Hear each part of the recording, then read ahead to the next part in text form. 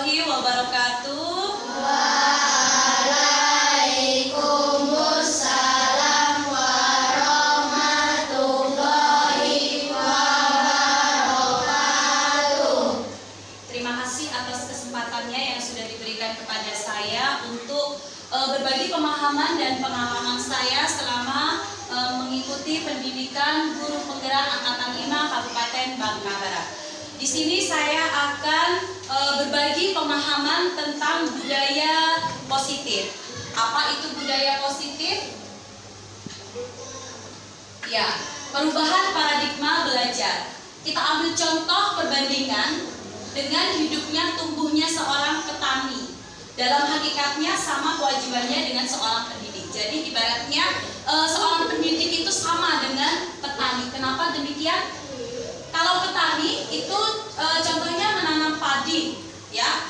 Jadi hanya dapat menuntun tumbuh kembangnya padi saja. Ia tidak dapat memperbaiki kondisi tanah, memelihara tanaman padi, memberi pupuk dan air, kemudian membasmi ulat-ulat atau jamur-jamur yang mengganggu hidup tanaman, padi dan lain sebagainya. Kemudian dari uraian tersebut kita dapat memahami bahwa sekolah diibaratkan sebagai tanah tempat bercocok tanam, sehingga guru harus berusaha mengusahakan sekolah menjadi lingkungan yang menyenangkan bagi siswanya. Kemudian sekolah menjadi tempat yang sangat dirindukan oleh peserta didiknya dan dinanti-nanti oleh peserta didiknya supaya dapat memenuhi kebutuhan belajar setiap murid. Kemudian makna kata disiplin. Disiplin itu pasti kita sudah membayangkan, oh disiplin ini dalam benak kita itu apa sih ya? Yaitu kebanyakan orang yang akan menghubungkan kata disiplin dengan kata tata tertib atau peraturan atau kepatuhan ya. Kemudian kata disiplin juga sering dihubungkan dengan hukuman. Padahal itu sesungguhnya berbeda. Karena belajar tentang disiplin positif tidak harus dengan memberikan hukuman. Justru itu adalah salah satu alternatif terakhir dan kalau perlu tidak digunakan sama sekali itu hukuman ya. Kemudian motivasi perilaku manusia. Dian Gosan dalam bukunya Restructuring School Disiplin menyatakan ada 3 motivasi perilaku manusia. Yang pertama yaitu untuk menghindari ketidaknyamanan atau hukuman. Kemudian yang kedua untuk mendapatkan imbalan atau penghargaan dari orang lain. Kemudian yang ketiga untuk menjadi orang yang mereka inginkan dan menghargai diri sendiri dengan nilai-nilai yang mereka percaya.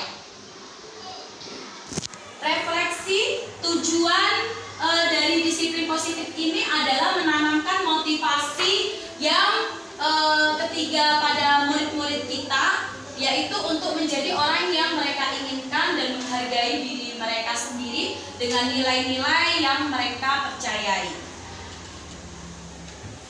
Kebutuhan dasar siswa nanti akan saya tayangkan slide videonya dengan posisi kontrol restitusi. Kemudian yang selanjutnya adalah keyakinan kelas. Keyakinan kelas bersifat lebih abstrak daripada peraturan yang lebih rinci dan konkret. Keyakinan kelas berupa pernyataan-pernyataan universal. Pernyataan keyakinan kelas senantiasa dibuat dalam bentuk positif. Keyakinan kelas disepakati oleh guru dan murid yang berada di kelas itu. Kemudian keyakinan kelas itu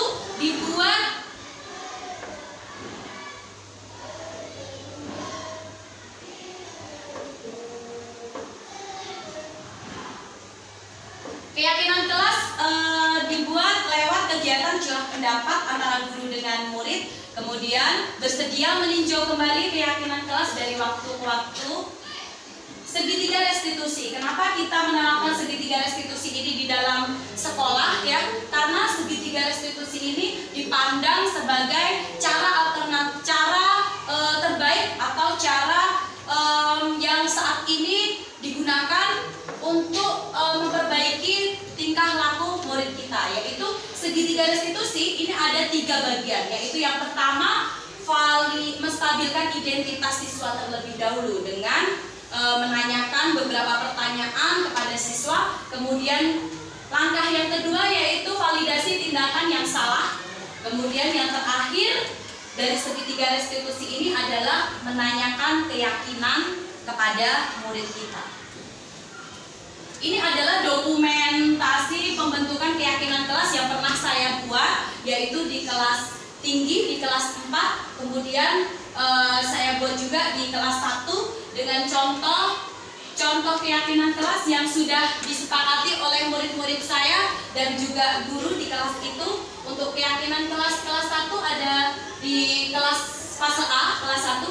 Kemudian yang sebelahnya ini adalah kelas matematika, yaitu kelas 4. Yaitu di kelas 4-nya pertama adalah saling menghormati antara sesama murid dengan gurunya juga. Kemudian angkat tangan sebelum berbicara, jaga kebersihan ruangan, kemudian dengarkan dengan seksama. Kemudian kesepakatan kelas fase A.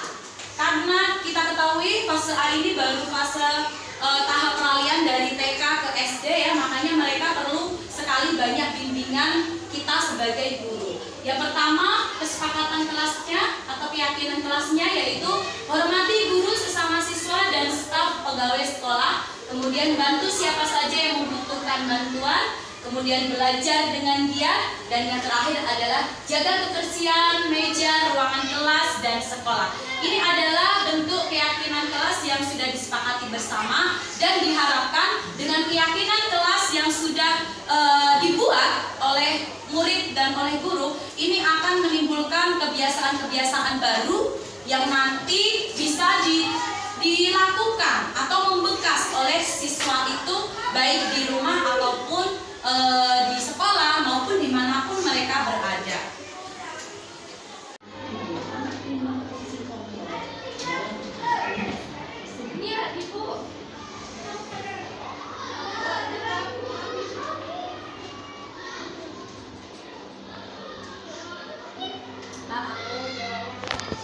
Terima kasih atas presentasi hari ini. Semoga apa yang sudah saya bagikan, pemahaman saya berkaitan dengan pemahaman modul 1.4 ini dapat bermanfaat bagi kita semua dan khususnya bagi sekolah kita.